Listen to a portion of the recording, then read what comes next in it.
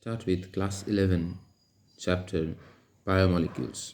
This would be the lecture 1 of it, a kind of introductory lecture. Now, what are biomolecules? So, these are the molecules which are involved in life or living systems, and they can be they're just certain types or certain groups of molecules are found in a living system.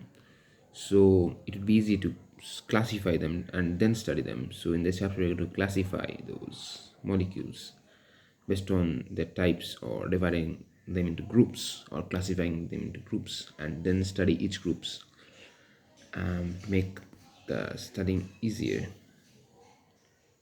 And so that is it. And protoplasm, well, you have heard the term cytoplasm, right? So what is cytoplasm? It includes the organelles, and everything of a cell except the nucleus and the cell membrane, right? But protoplast includes the nucleus. So it is the living matter of the body or the cell, living part of the cell. The term protoplasm was given by Parkinge, and Huxley said that protoplasm is the physical basis of life. Now the question is, what is the composition of? Well, let me focus it out. What is the composition of protoplasm? Well, first of all, it contains water, and mainly water. So the sum of water is life too.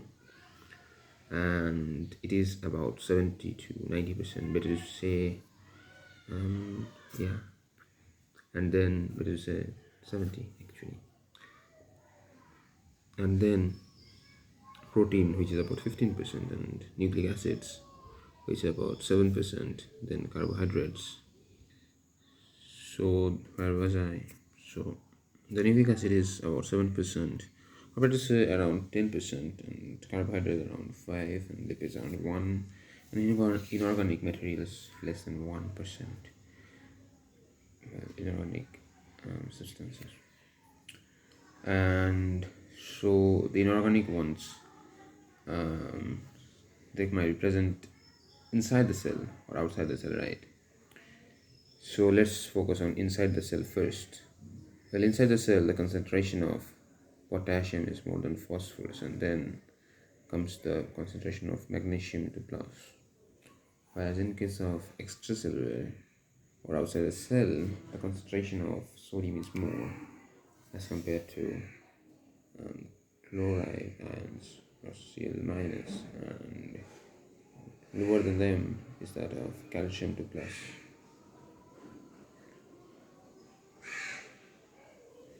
Well, let's focus out here. Actually, all types of ions are present in both the intracellular and extracellular part, but concentration inside the cell is more that of potassium, and outside the most commonly found ion is sodium. But in all over the cell, all over the cell, if we consider both the inside and outside, then generally what is found more is the potassium, then the sodium, then comes calcium, or Ca2 plus.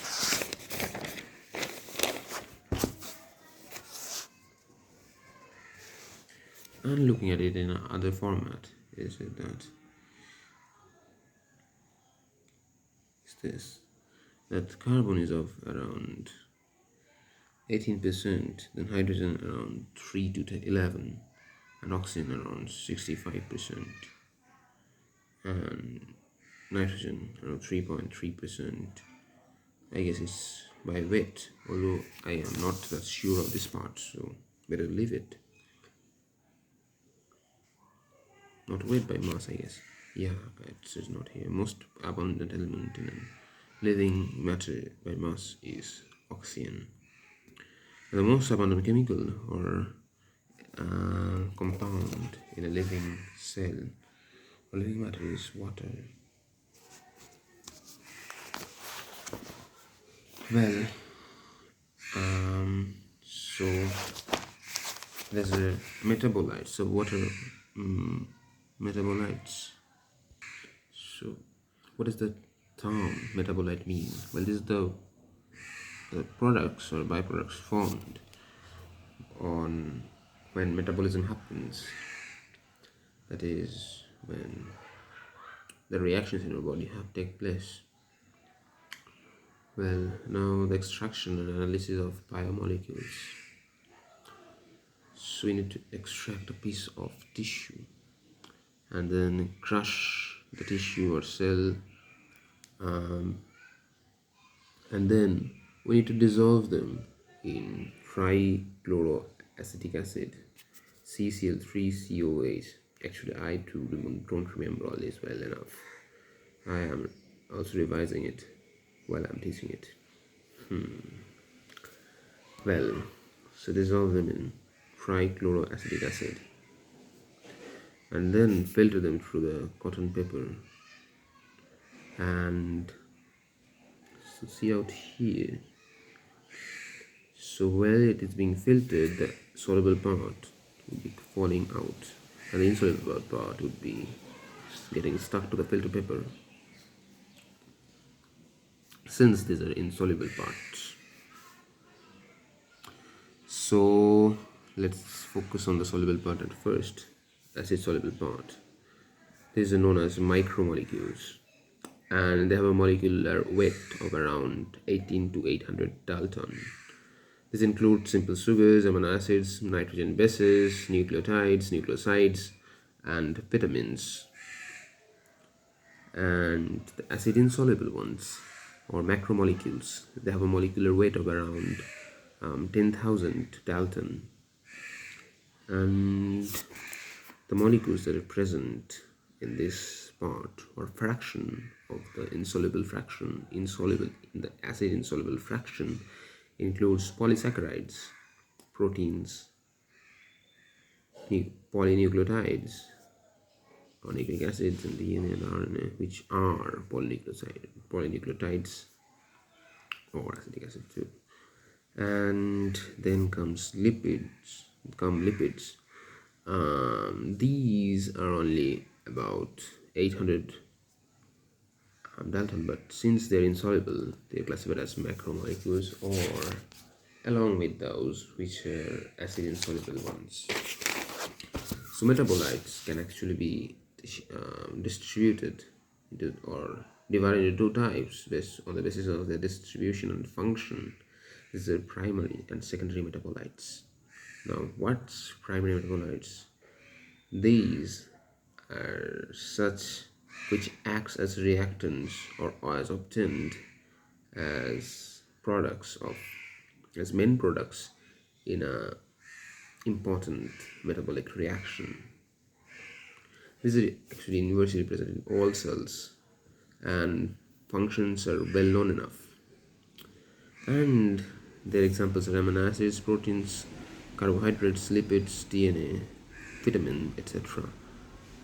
And that is all types of micro and macro molecules. And secondly, there are secondary metabolites which are produced as a byproducts of some metabolic reaction, and these are not found in all cells. These are found in some specialized or particular cells, and their functions are not that well. It differs actually. Some of their functions are known enough, and so that is it.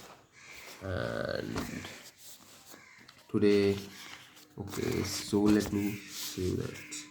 This was lecture 1, and in the first lecture, so in the second lecture I'm going to talk about secondary metabolites, and then I'll be continuing on primary metabolites. First, I guess, on amino acids, then on proteins, and then on lipids, then on carbohydrates, then on, I guess, nucleic acids, then enzymes, a particular or a specialized type of protein, and let's see why it reaches, because I don't too remember what these notes contain which I made during my school days. high school days. So that's it. Bye for now. Thank you, and have a nice day, or a nice night, or a nice year. Bye for now.